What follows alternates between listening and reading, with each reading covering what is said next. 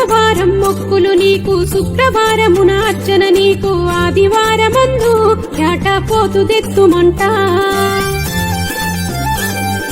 మట్టితో చేసిన పచ్చి కుండలో పరమాన్నాన్ని భక్తితో వండి బోనమెత్తుకొని మేము కదలి వస్తుమంట.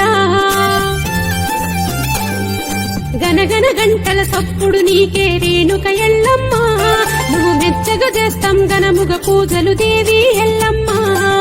బల్కంపేటల వెలసిన తల్లి రేణుక ఎల్లమ్మ, ఈ గుడిలో భక్తుల ఆర్తిని చూడవే అమ్మా ఎల్లమ్మ.